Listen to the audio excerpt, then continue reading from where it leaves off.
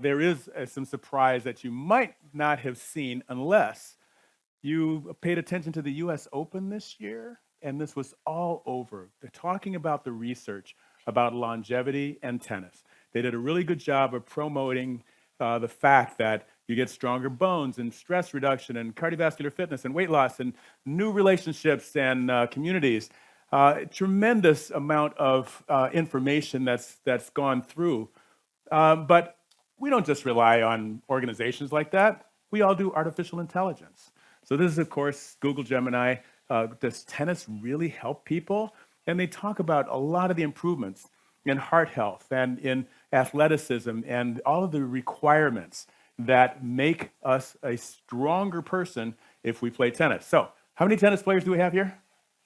Just not bad, not bad. Okay, all right. So what was it that they were so big on talking about? It really was a publication by Peter Schnorr and my good friend from Kansas City, James O'Keefe, in the Mayo Clinic proceedings, talking about a set of data that showed this: 9.7 years of longer life expectancy, which was bigger than any other sport. Now, it is true that other sports, as opposed to not doing any sport, can actually make a difference. But the one thing they didn't talk about is longevity. They talked about the attribution of physical toughness and mental toughness and the social elements for improving cardiovascular disease. But the one thing they never mentioned is that among these sports, there's certain sports that you don't play all your life. I would have loved to play center field for the White Sox, was not going to do that into my 40s. But what you're seeing there is two people playing professional tennis back in the 1970s. It's actually myself and my old doubles partner, Donna Uritic. It turns out that we were both playing number one for University of Chicago way back then. And guess what? We're still playing. So she went into tennis, taught for 45 years, and I went into medicine, but I still play. And the important part of that is that the sport of a lifetime can really make a difference. Now, if you look at other sports, there is some data that racket sports are better. Now, this one study looked at a lot of people and looked at the reduction in mortality that you're seeing in blue. But the reduction in heart disease mortality you're actually seeing in magenta, and it's very impressive, much more for racket sports than they are for any other sport. And if you subdivide the racket sports, racquetball actually does nothing for you. Badminton does something. Tennis is by far the best. So after reading about all that to try to prepare for this talk, it all hit me. This is the American College of Lifestyle Medicine.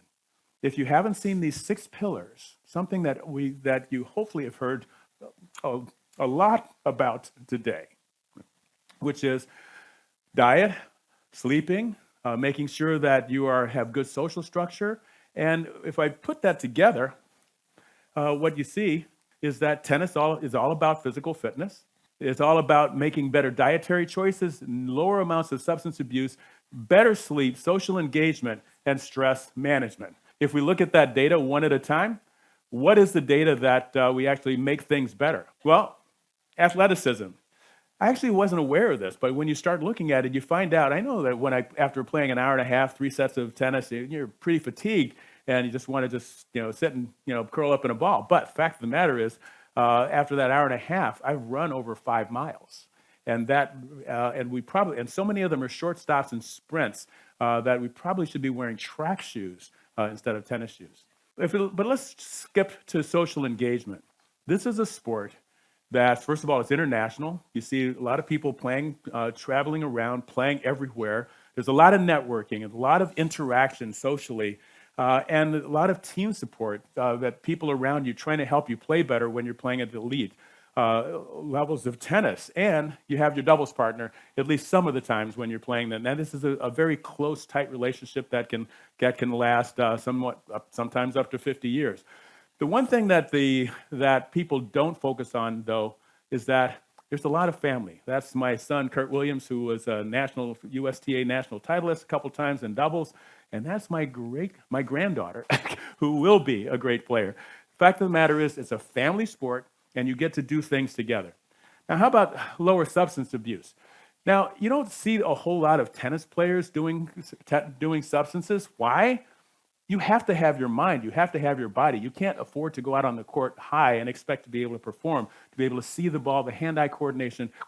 There's a lot of pressure to do things like that, but the physical demands that are required for tennis make it virtually impossible to do anything but come out to the court with everything at tip-top shape. And so you do have a few exceptions. This was Martina Hingis getting banned after a small amount of cocaine and she fought it, so she got a 2-year suspension. Dan Evans from Britain, he didn't fight it. He actually just went to rehab and is doing a whole lot better. Is really proud of how he's changed things around.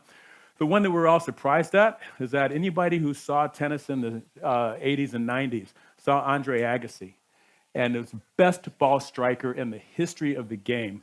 And how did he fall out of the top 10 down to playing challengers out of the number one, out of the top 100? It was because he started doing drugs.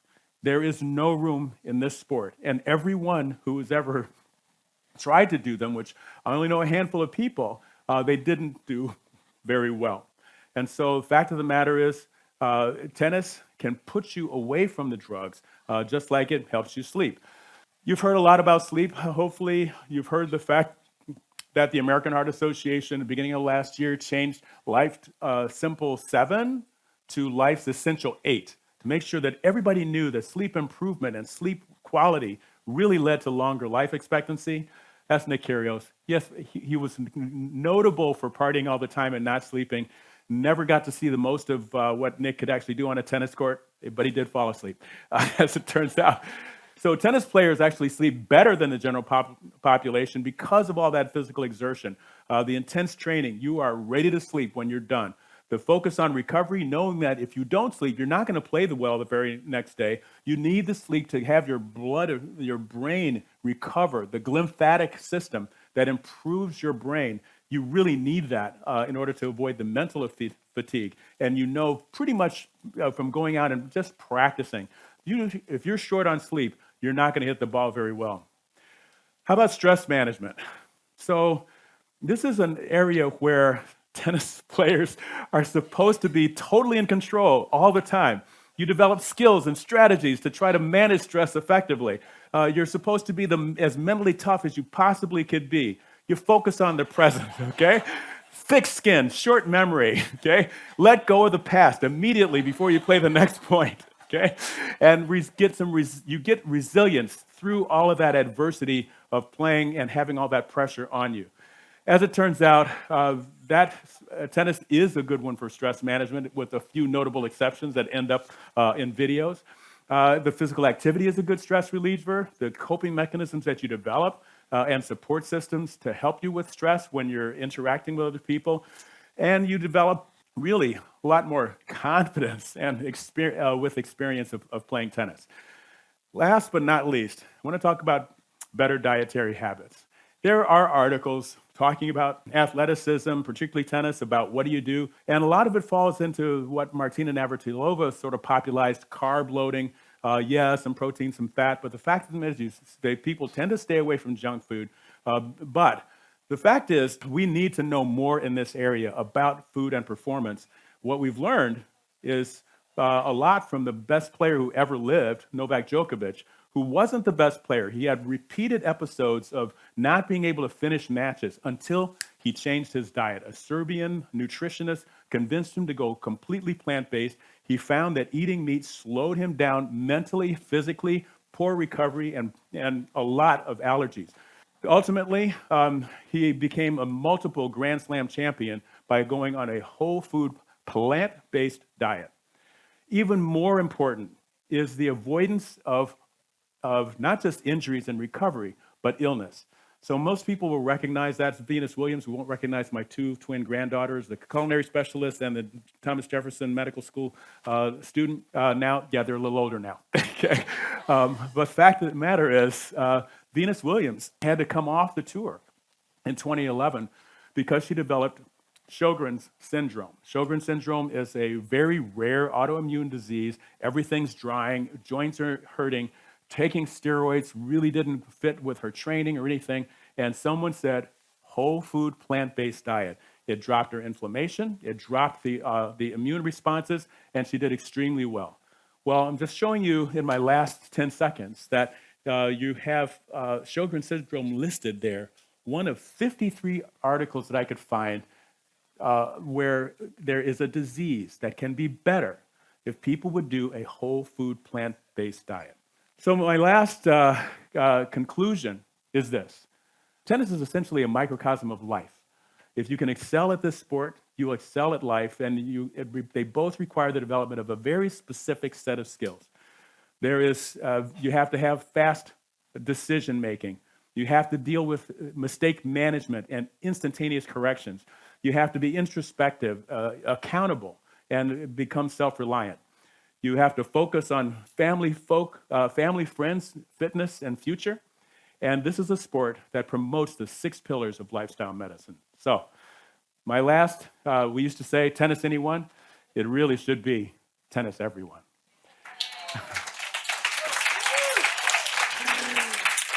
So, hopefully my quotable line is, it's not just the sport of a lifetime. It is the sport for a much longer lifetime. Thank you very much.